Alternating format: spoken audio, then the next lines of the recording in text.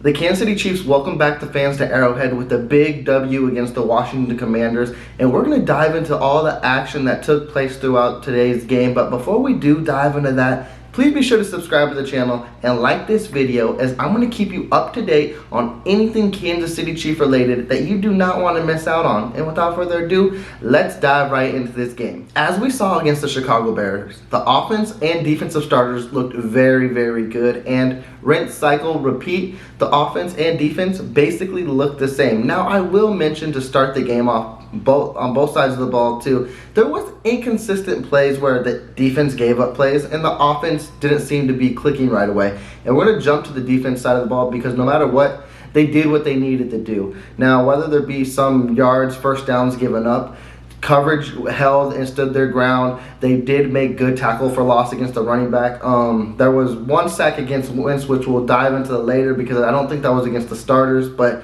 it's the man we all love, so you know I'm going to be talking about this rookie. But Nick Bolton was flying all over the field today. He was getting tackles for loss. He looked like the Nick Bolton we are used to seeing, besides the number change, which I like the number 32 on him. I wish he would have had that number coming out of college, but we knew the Honey Badger had that and there was no giving it up, and I like that he made that transition to that number. He looks very, very good, and as I mentioned many times on this channel too, I'm excited to see the duo of Willie Gay and Nick Bolton, because that's a solid young core, which in the range is about 22 to 24 years old. They end up being very good for this team. We got our linebacking duo for the next 5 to 8 years. It's something Chiefs Kingdom should be very excited about.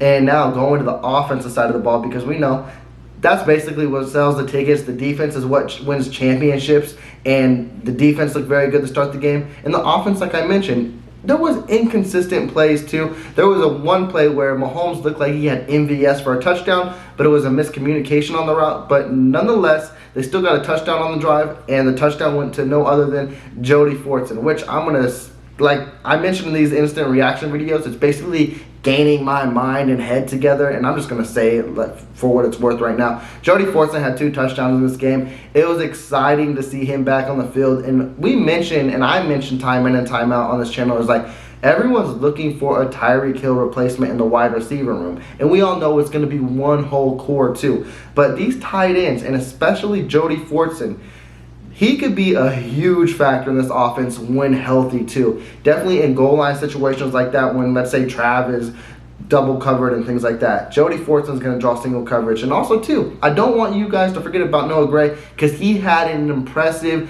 catch in this game too, where basically the play was broken, Mahomes scrambled, Mahomes found him, basically a nice like touch fade to him and right in his lap. Beautiful play too. It's crazy to see that Kansas City has 3 solid tight ends, with not even 3 really, because I don't want to discredit what Blake Bell is worth to this team, because when healthy, and hopefully he is recovering well, I think he just sat out this game for precautionary reasons.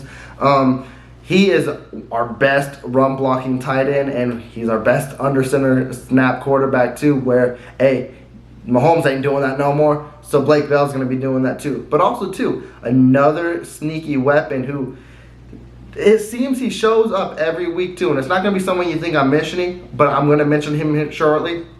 Michael Burton. I swear, every time that boy touches the ball, it's a first down. He is like one of the best players on 3rd and 1. I don't know if he's ever failed at that yet, but that is your go-to guy, and he's definitely making the team.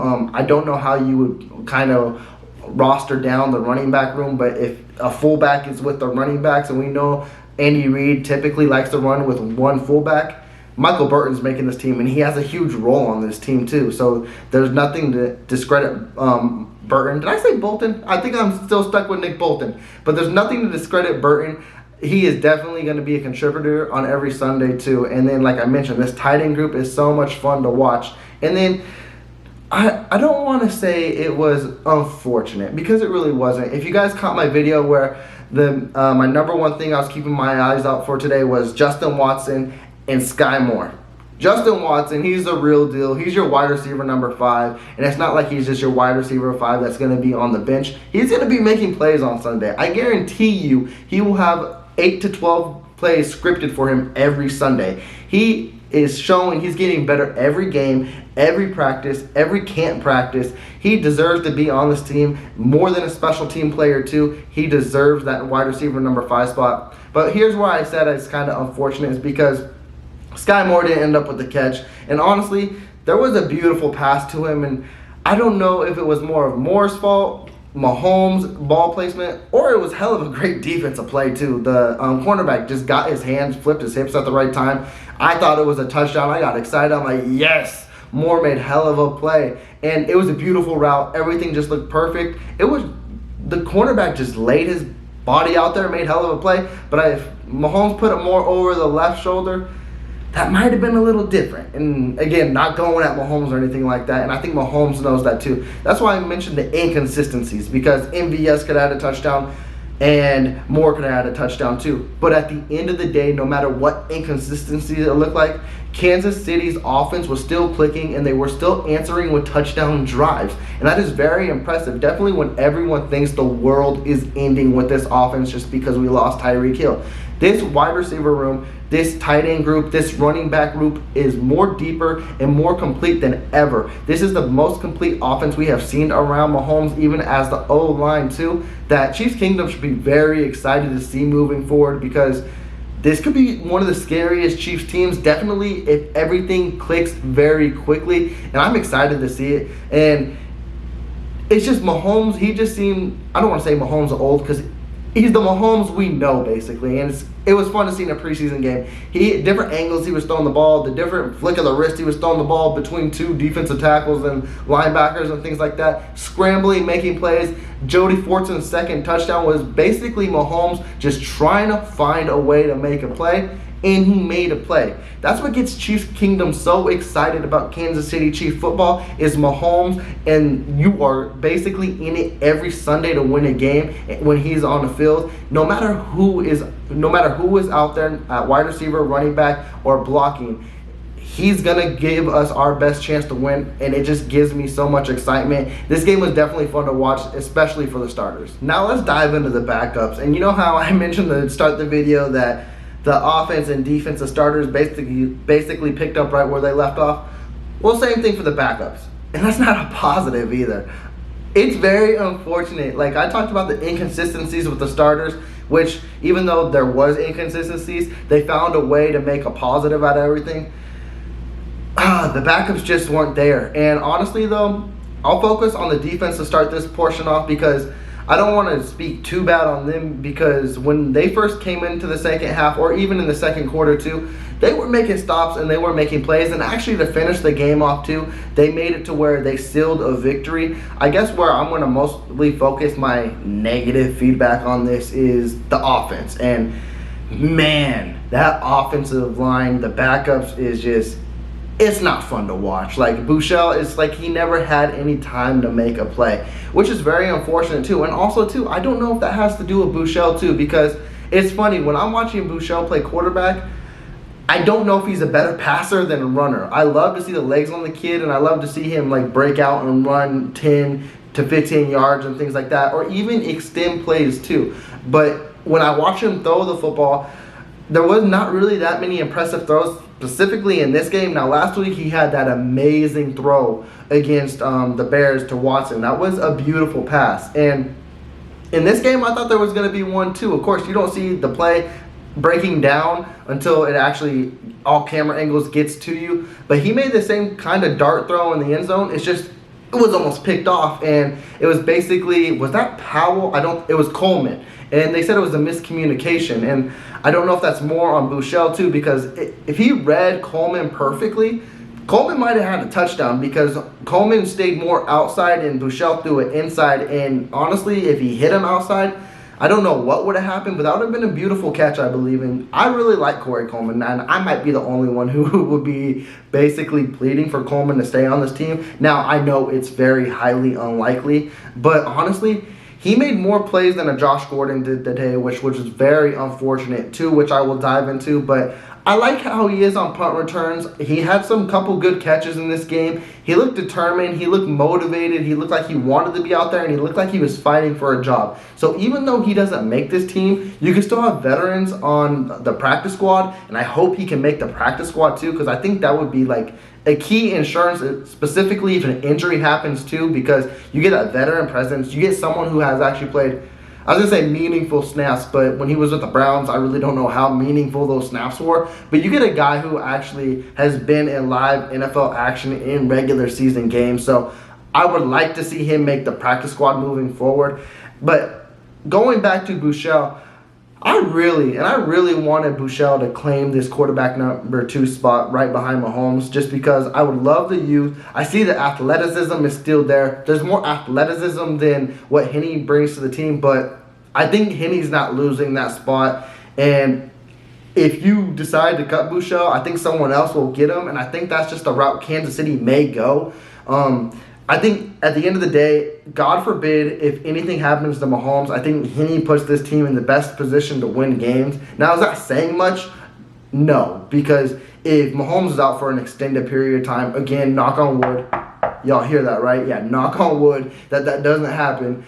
I don't know if Henne can play a full season and put Casey in a difficult position. That's why I was hoping Buechele could stand up and do something and show out, and it just really wasn't there. And I know a lot of people are going to be like, well, imagine Buechele behind our starting O-line with starting weapons and see what he can do. And I get it. I really do. But I just think he's still too inexperienced, and he didn't show enough for me in this preseason to at least be on this starting roster. Now, if no one does claim him after he gets cut, because I'm just predicting that, and if he does get cut, yeah, he's perfect for the practice squad, and you can call him back up again. But I still think he'll be a hot commodity. We saw Arizona coming after him, so I don't know if he'll be a Kansas City Chief this year.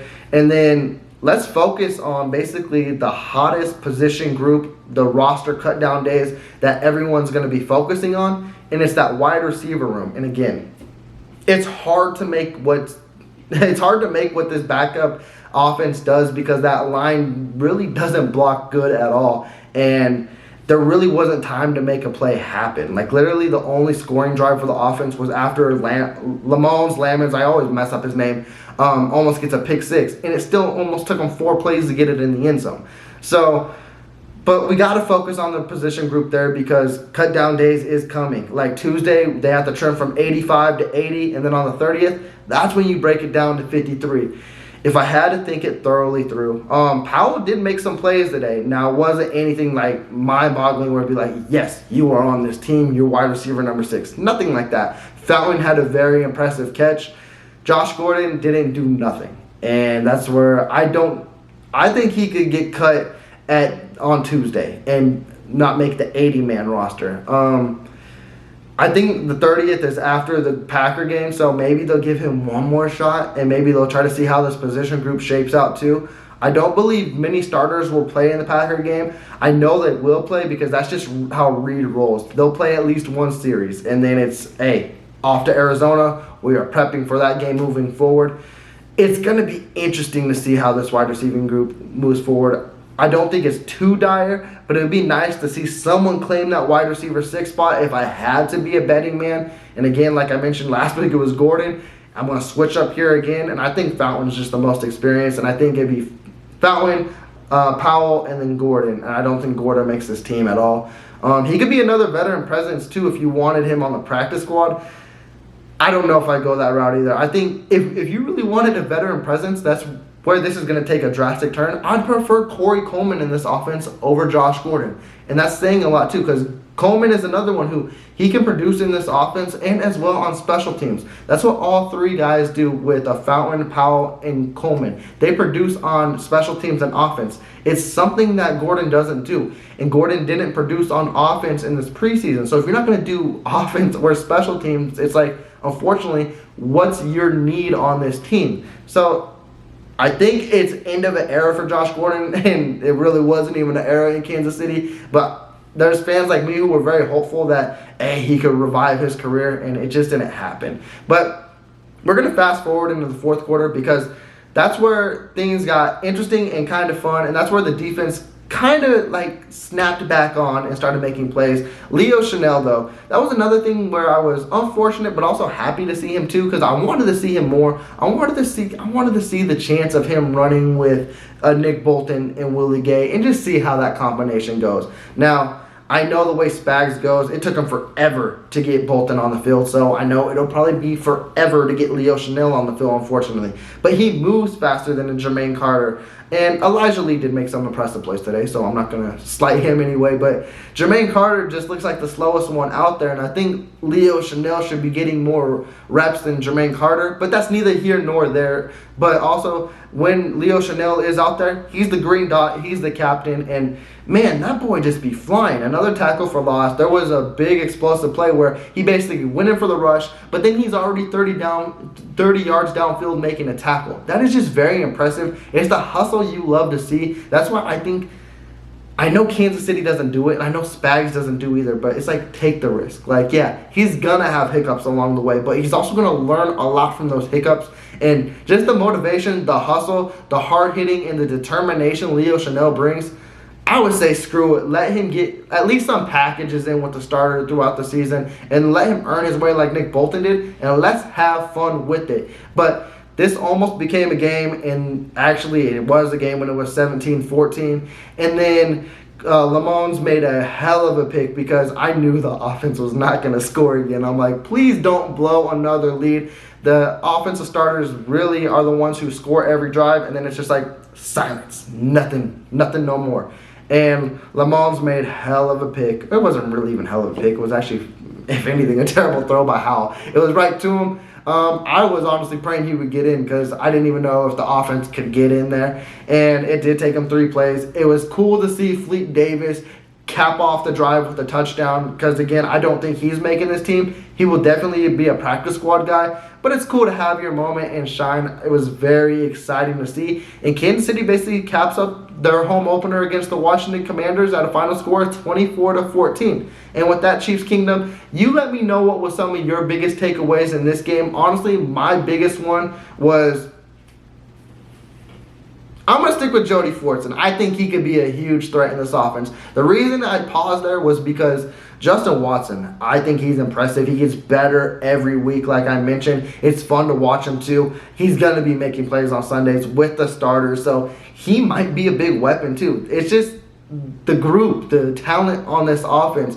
Mahomes is going to have fun with it. You already see him having fun with it. That was my biggest takeaway. Let me know in the comments what was your biggest takeaway. As I did mention too, we are going to have a busy week next week with roster cut downs. We got a game Thursday. We're going to dissect all of that. So you already know what to do. Please be sure to subscribe to the channel. Also, give me that big thumbs up and like this video. I'll check in with y'all shortly. Y'all take care.